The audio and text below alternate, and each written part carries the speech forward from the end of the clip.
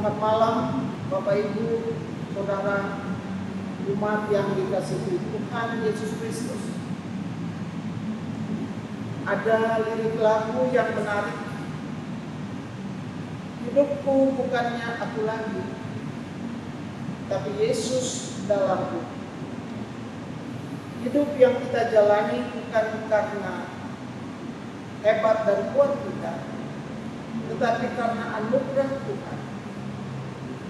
Tuhan Yesus sudah mati dan bangkit untuk kita, dan kita pun dipanggil untuk memakai hidup kita jadi berkat bagi banyak orang.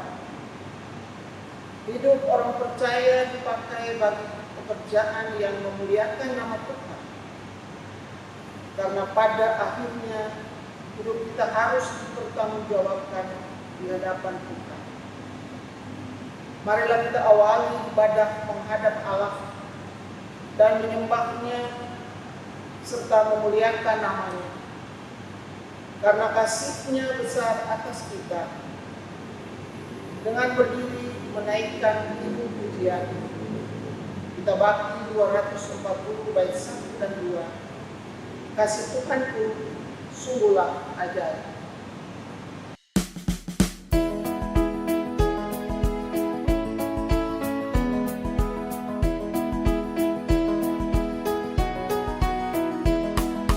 Kasih Tuhanku sungguhlah ajaib bagi umat yang mau percaya padanya. Kasih Tuhanku sungguhlah ajaib bagi umat yang mau bersandar padanya. Kasih Tuhanku nyata tak pernah berubah, agung dan besar melebihi skalanya. Kasih Tuhanku sungguhlah ajaib bagi umat yang mau percaya padanya. Umat yang dikasihi Tuhan, mari kita berdoa. Terpujilah Engkau ya Tuhan Allah kami. Engkau selalu hadir di setiap aktivitas kehidupan kami. Pada hari ini kami bersyukur dapat datang menghadap hadirat-Mu yang kudus, sekaligus mengingat akan kebaikan yang telah Engkau anugerahkan kepada kami. Kami sadar siapakah kami ini di hadapan-Mu. Kami ada sampai saat ini, itu semua karena kasih dan anugerah-Mu. Berkenanlah ya Tuhan mendengar doa, puji sembah kami yang kami naikkan kepadamu. Kiranya firman-Mu senantiasa menguatkan kami untuk jadi berkat di tengah-tengah dunia ini. Dalam nama Tuhan Yesus Kristus kami berdoa. Amin. Silakan duduk.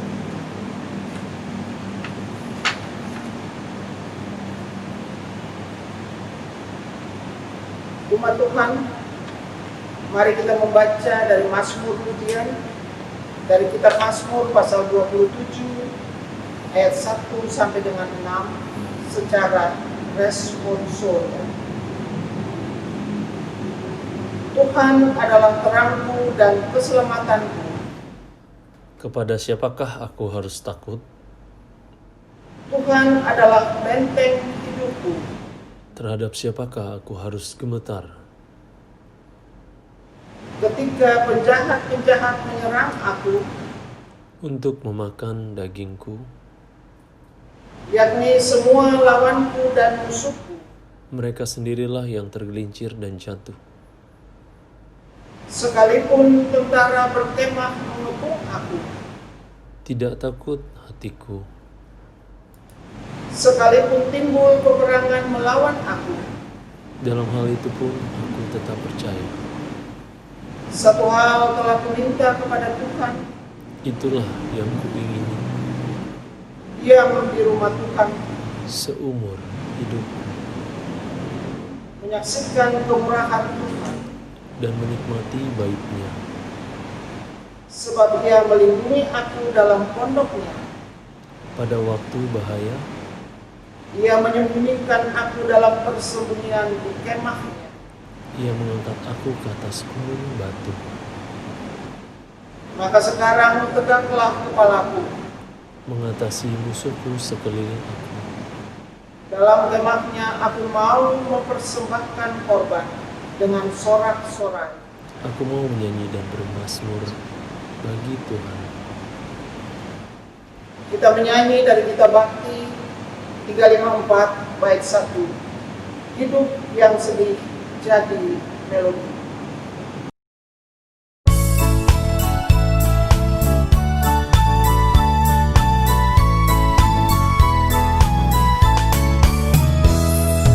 Hidup yang sedih jadi melodi yang penuh dengan irama kabar-Mu.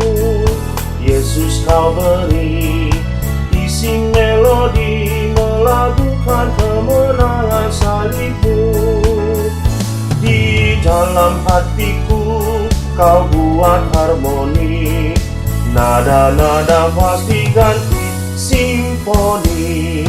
Hidup yang sedih jadi melodi yang penuh dengan irama kabar-Mu.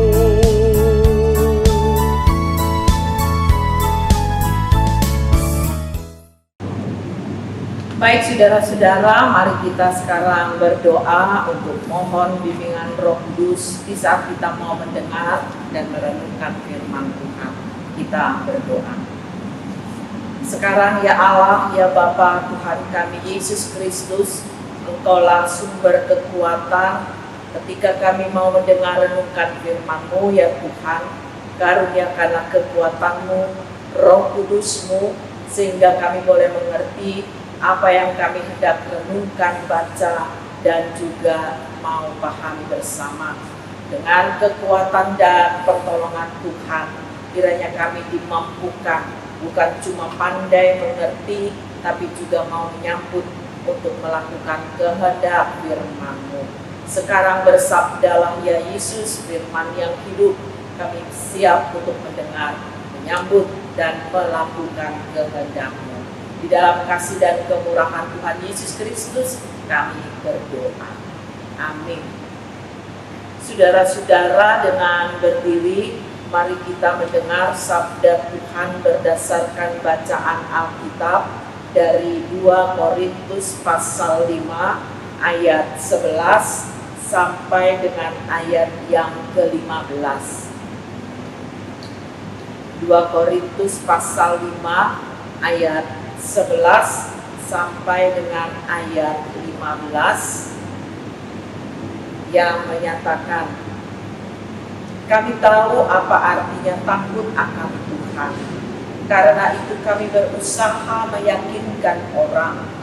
Bagi Allah hati kami nyata dengan terang, dan aku harap hati kami nyata juga demikian bagi pertimbangan kamu.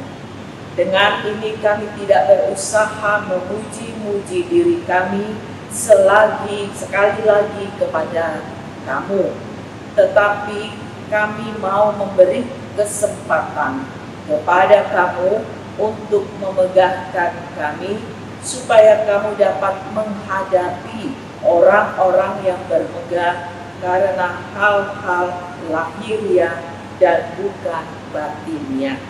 Sebab jika kami tidak menguasai diri, hal itu adalah dalam pelayanan Allah.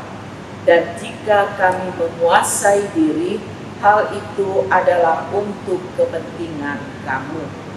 Sebab kasih Kristus yang menguasai kami, karena kami telah mengerti bahwa jika satu orang sudah mati untuk semua orang, maka mereka semua sudah mati. Dan Kristus telah mati untuk semua orang, supaya mereka yang hidup tidak lagi hidup untuk dirinya sendiri, tetapi untuk Dia yang telah mati dan telah dibangkitkan untuk mereka. Demikianlah saudara-saudara pembacaan Alkitab. Terpujilah Yesus Kristus. Haleluya. Saudara-saudara, silahkan.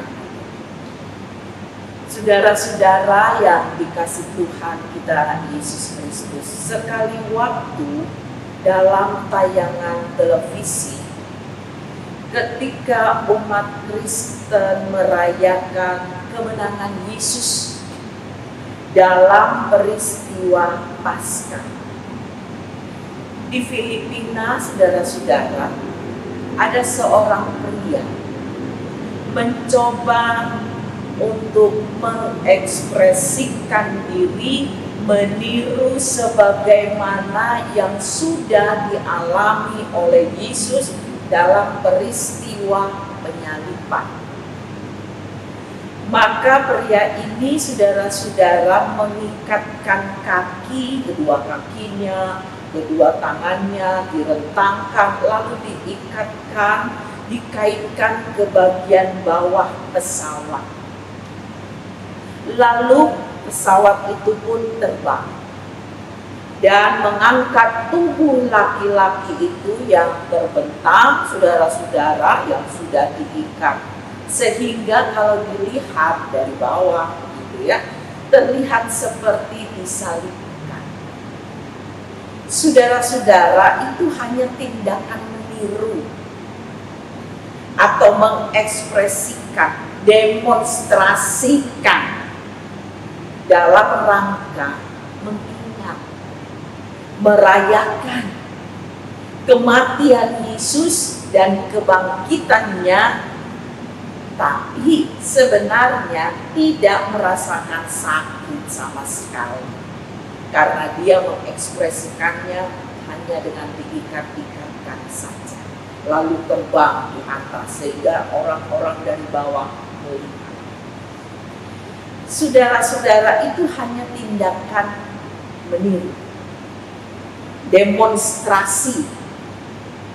Banyak orang Kristen yang memang bisa meniru saat-saat penderitaan Yesus, tapi sebenarnya saudara-saudara itu hanya tiruan dan tidak mengalami rasa sakit kalau misalnya itu tentang penderitaan Yesus. Hanya tiruan saja, tapi rasa sakitnya itu tidak dirasakan. Seperti contoh tadi, dia tidak dipaku tangannya, kakinya, tapi hanya diikatkan saja.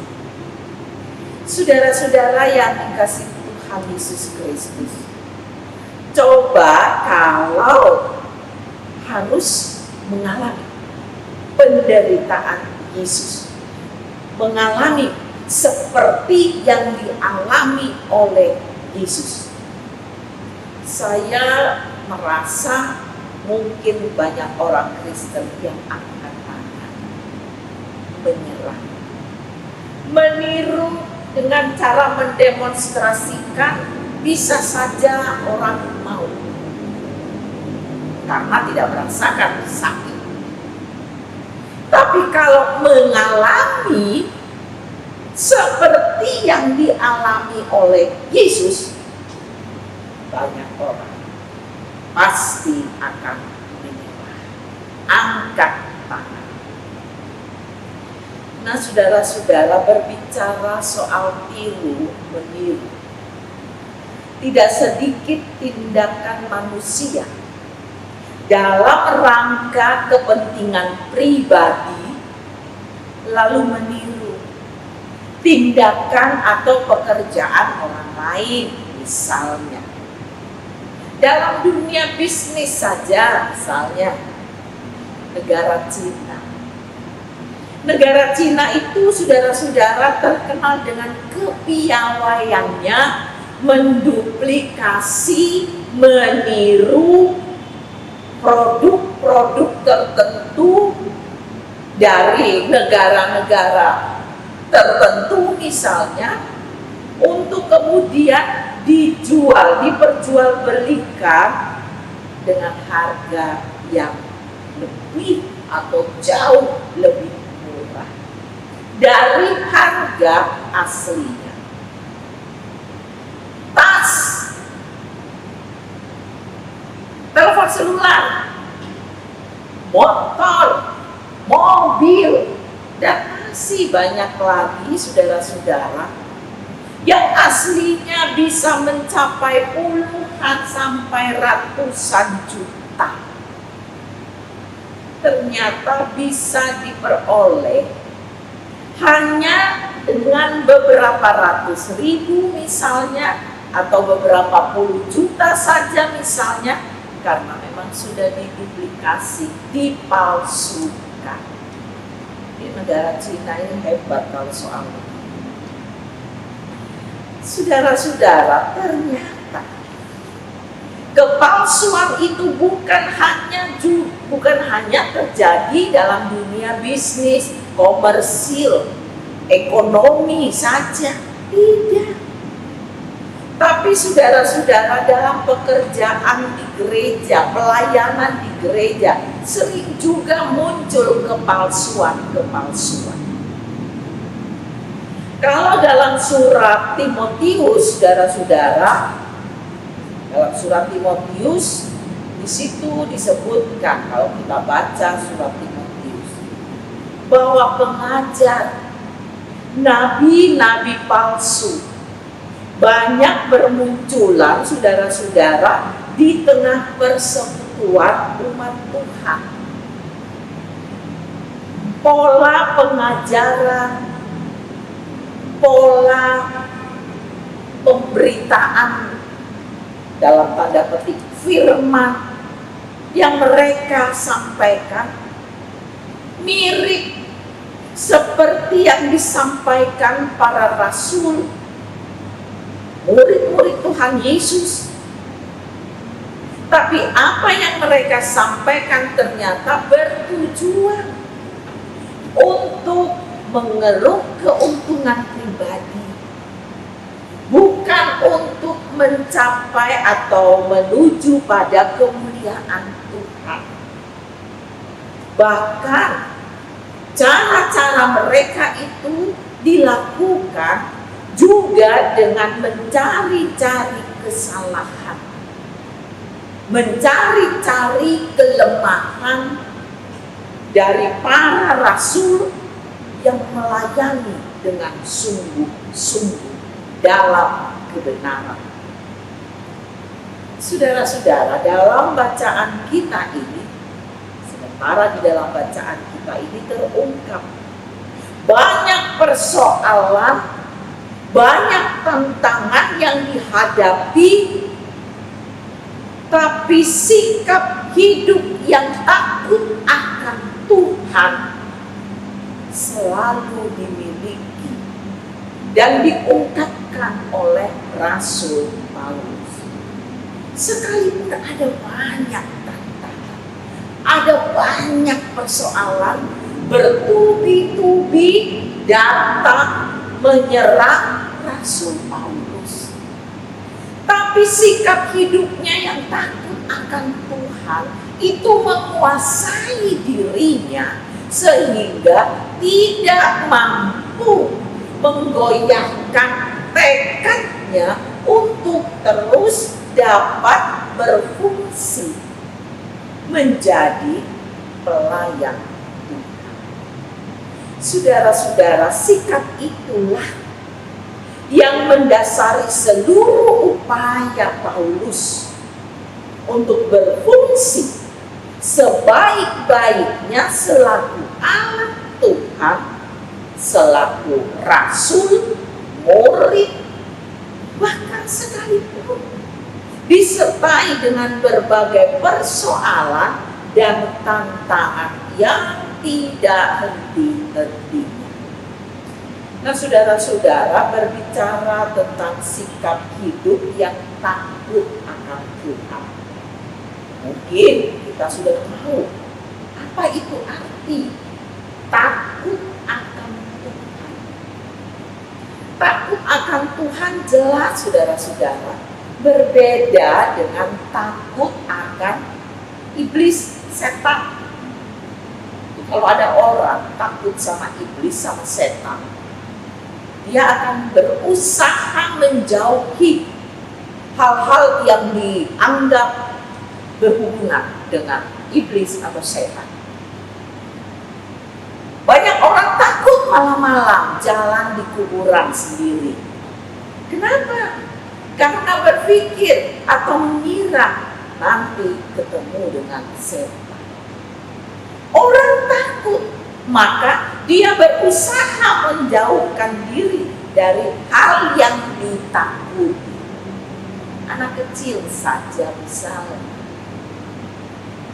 mereka kalau takut terhadap sesuatu mungkin sering ditakut-takuti oleh orang tua bahkan. Lalu akhirnya ketika disuruh tidur di kamar sendiri, dimatikan lampu, dia takut. Takut kenapa? Takut katanya nanti dia lihat ada setan di ujung kamar. Akhirnya lampu harus dinyalakan. Intinya saudara-saudara, ketika seseorang takut akan setan, takut akan iblis, dia akan berusaha menjauhi. Itu yang namanya iblis atau setan. Karena dia takut. Bahkan kalau kita takut terhadap orang lain, seseorang, bisa jadi kita berusaha supaya tidak akan pernah ketemu atau berdekatan dengan orang itu karena kita takut. Saudara-saudara, itulah takut akan manusia, takut akan iblis atau setan. Tapi bagaimana dengan takut akan Tuhan? Berbeda. Takut akan iblis atau setan, kita justru menjauhkan diri terhadap hal-hal yang berbau atau yang dikait-kaitkan dengan iblis atau setan. Takut akan Tuhan, justru kita harus mendekatkan atau berdekat-dekat kepada Tuhan. Yir'at artinya, saudara-saudara, takut akan Tuhan bahasa aslinya mengungkapkan takut akan Tuhan itu hormat, patuh, segan, menghargai. Kalau disebutkan takut akan Tuhan berarti hormat, patuh, segan, menghargai Tuhan. Jadi bukan malah menjauhkan diri dari Tuhan, tapi justru dekat-dekatlah kepada Tuhan, tapi dengan sikap seperti yang tadi disebutkan. Sikap yang patuh, yang hormat, yang sopan, yang apa itu lagi namanya, tidak melunjak, patuh atau takut akan Tuhan seperti yang disebutkan tadi. Saya seringkali memberi contoh begini. Kalau kita misalnya diundang oleh presiden misalnya, biasanya di situ ada syarat protokolernya. Harus berpakaian rapi dan sopan.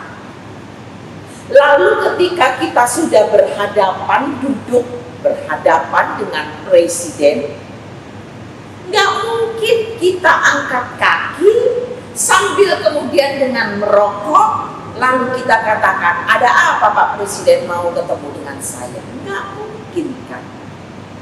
Itu kita lakukan sikap yang menghargai presiden, sikap yang betul-betul menunjukkan menghargai seseorang yang patut dihargai. Kita menunjukkan, memperlihatkan sikap seperti itu. Terhadap manusia saja kita bisa bersikap seperti itu, apalagi kepada Tuhan.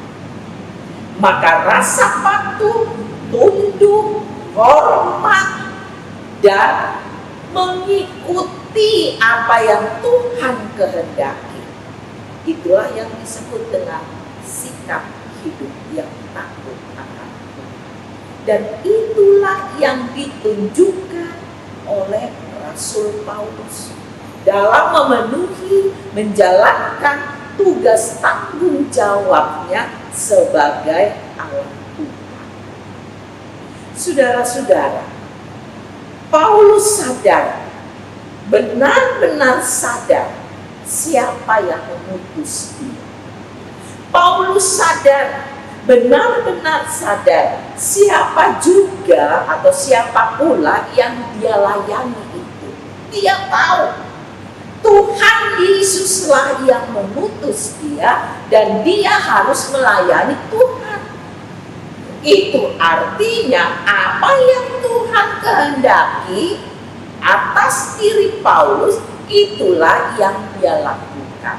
Sambil dia terus berusaha mendekatkan diri dekat-dekat dengan Tuhan. Takut akan Tuhan. Itu artinya. Nah, saudara-saudara yang dikasih Tuhan kita Yesus Kristus, itulah yang terjadi dengan Paulus. Dia memberi diri sepenuh hati, tidak setengah-setengah untuk melayani Tuhan. Dia memberi diri sepenuh hati dengan ketulusan. Tidak ada kepalsuan. Tidak ada, saudara-saudara, hal-hal yang direkayasa dalam rangka untuk mengeruk keuntungan, kepentingan pribadi. Tapi semuanya dia lakukan di luar atau tanpa kepalsuan, dengan ketulusan, dengan sepenuh hati dia persembahkan di hadapan Tuhan. Dia jadikan dirinya ini berkenan di hadapan Tuhan, berguna bagi banyak orang. Saudara-saudara yang dikasih Tuhan Yesus Kristus, zaman sekarang banyak hal pengajar palsu. Nah, saudara-saudara, kita harus hati-hati. Lihat saja di luar sana, banyak orang dengan penampilan seolah-olah atau menunjukkan diri sebagai tokoh spiritual, bahkan kemudian dielu-elukan. Padahal perilakunya, kata-katanya, ucapannya kasar, tidak betul-betul mendidik atau membangun umatnya. Mari saudara-saudara yang dikasih Tuhan Yesus Kristus, ketika kita menyebut diri sebagai umat Tuhan, ataupun kita sebagai para pengajar, sebagai pendidik, sebagai alat Tuhan, tunjukkanlah itu. Jangan dengan kepalsuan. Berikan, tunjukkan itu apa adanya. Dan yang kita lakukan tujuannya untuk kemuliaan Tuhan. Yang kita lakukan tujuannya untuk mendatangkan kebaikan, sehingga banyak orang semakin mengenal Tuhan, dekat dengan Tuhan, mengalami keselamatan Tuhan Yesus. Kita dipakai menjadi anak Tuhan. Terpujilah Tuhan Yesus Kristus. Amin.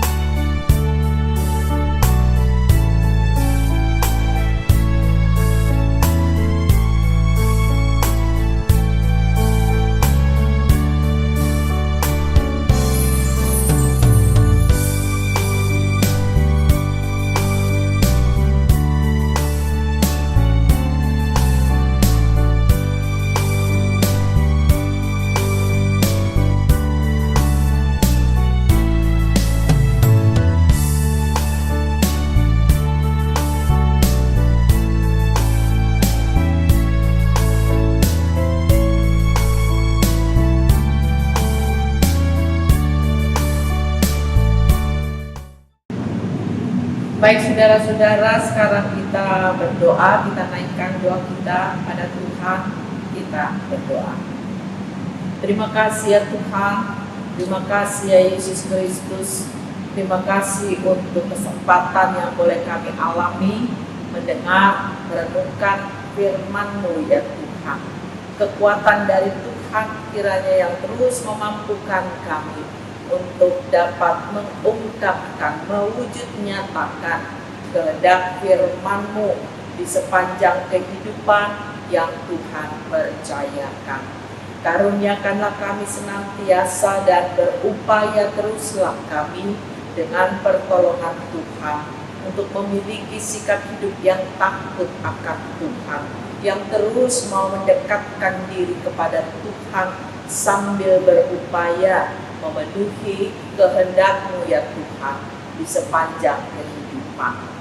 Pada saat ini kami berdoa bagi persekutuan jemaat di mana kami boleh ada dalam kebersamaan. Sekalipun kami untuk sesaat kami harus terpisah ataupun juga melaksanakan ibadah di rumah masing-masing, tapi dengan mengikuti bersama-sama, Tuhan kiranya memberkati, menguasai kami selaku persekutuan umat Tuhan untuk terus dengan sukacita memenuhi panggilan, pelayanan, dan mengungkapkan pengutusan Tuhan di sepanjang hidup yang Tuhan percayakan bagi kami selaku persekutuan umat Tuhan Jemaat GPIB Bukit Moria. Kami selaku presbiter yang dan penatua pendeta, unit-unit misioner yang ada bersama dengan seluruh jemaat Tuhan, kami yang terlibat secara aktif ataupun tidak dalam melaksanakan, di dalam mengupayakan pelayanan kesaksian persekutuan Jemaat GPIB Bukit Moria. Tuhan berkati, kuasai, dan memberi kami semangat untuk terus kami dapat sukacita memenuhi kehendak-Mu ya Tuhan. Kami berdoa baik kami selaku orang tua, anak-anak, siapapun kami adanya, laki, perempuan, orang tua, anak-anak, anak muda, Tuhan kuasailah kami. Karuniakanlah kami kekuatan, kesehatan tubuh ya Tuhan, secara khusus di tengah kondisi pandemi COVID-19 ini. Kiranya kekuatan dari Tuhan memampukan kami untuk terus menjaga diri sekaligus juga beraktivitas untuk melakukan kebenaran Tuhan. Terima kasih Bapa di surga, kami berdoa bagi jemaat Tuhan yang terbaring sakit, dirawat di rumah ataupun di rumah sakit. Tuhan menolong mereka sekalian. Kami berdoa bagi saudara-saudara kami yang mengalami duka cita oleh karena orang yang dikasihi Tuhan sudah panggil hadap Engkau. Tuhan kiranya menolong, Tuhan memberi kekuatan, Tuhan memberi penghiburan. Pakai kami ya Tuhan menjalani kehidupan di tengah lingkungan masyarakat di mana kami tinggal, untuk kami dapat membangun hidup kebersamaan sekaligus menjadi teladan bagi banyak orang. Kami serahkan kebersamaan kami sebagai persekutuan umat Tuhan dalam kasih dan pertolongan Tuhan. Kami berdoa bagi negara dan bangsa kami, pemerintahan kota Jakarta ini. Tuhan kiranya karuniakanlah kami semua, warga negara Indonesia, untuk memiliki kepedulian yang sama dalam rangka menjaga, memelihara ketahanan, kerukunan, dan juga kebersamaan sekalipun kami terdiri dari berbeda-beda asal ataupun juga latar belakang. Kami berdoa Tuhan untuk upaya yang dilakukan baik oleh Satgas lokal di jemaat ataupun juga Kota Jakarta serta dalam hidup berbangsa bernegara. upaya untuk mengatasi COVID-19 ini kiranya dapat segera berakhir dan kami menemukan jalan keluar untuk mengatasinya. Terima kasih ya Bapa di sorga, ampunilah dosa-dosa kami supaya kami layak memohon belas kasih Tuhan dalam kehidupan kami. Sertai kuasailah kami semua sebagai pribadi, sebagai keluarga, rumah tangga, dan juga persekutuan umat Tuhan. Ini doa kami ya Tuhan, kami naik persembahkan di dalam nama Tuhan Yesus Kristus yang sudah mengajar kami berdoa. Bapa kami yang di sorga, dikuduskanlah namamu, datanglah kerajaan-Mu, jadilah kehendak-Mu di bumi seperti di sorga. Berikanlah kami pada hari ini makanan kami yang secukupnya, dan ampunilah kami akan kesalahan kami, seperti kami juga mengampuni orang yang bersalah kepada kami. Dan janganlah membawa kami ke dalam pencobaan, tetapi lepaskanlah kami daripada yang jahat.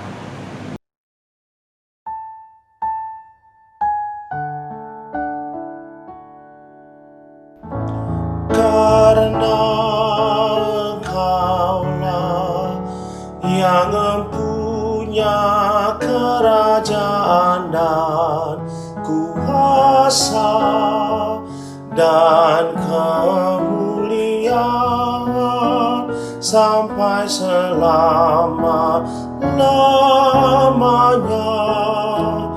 Amin.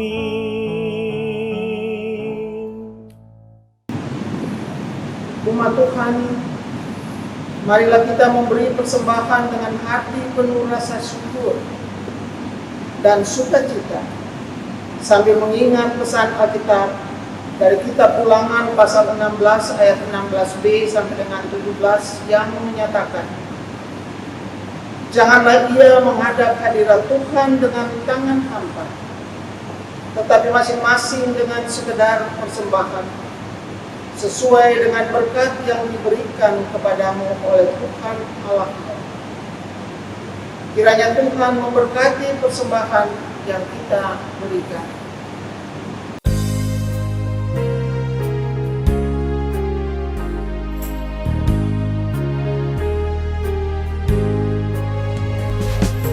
Hidup kita yang benar haruslah mengucap syukur, dalam Kristus bergemar, janganlah terkebur.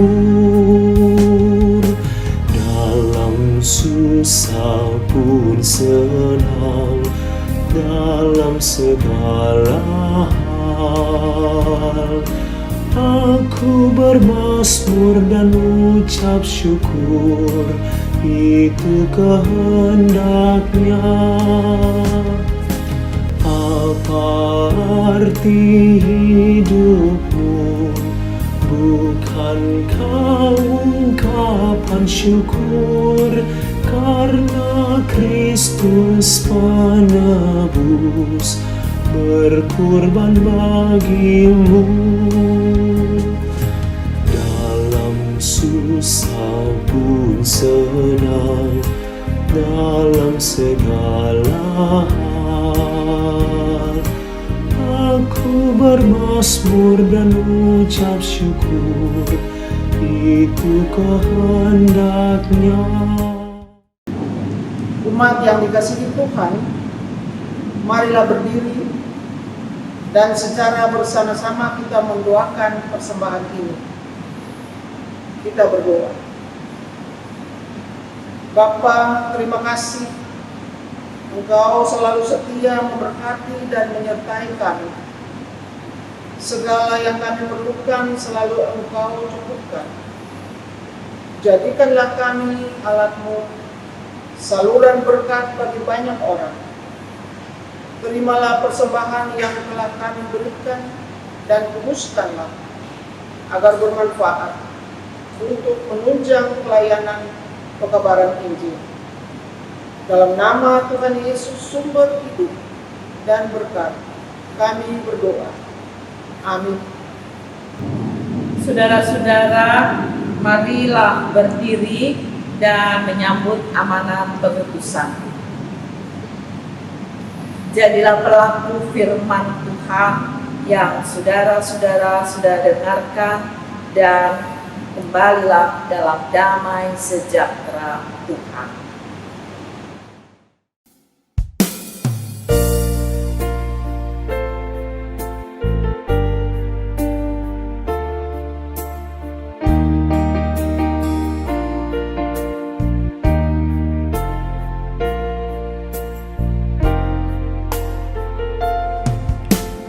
Dari semula telah Kau tetapkan hidupku dalam tangan-Mu, dalam rencana-Mu Tuhan. Rencana indah telah Kau siapkan bagi masa depanku yang penuh harapan.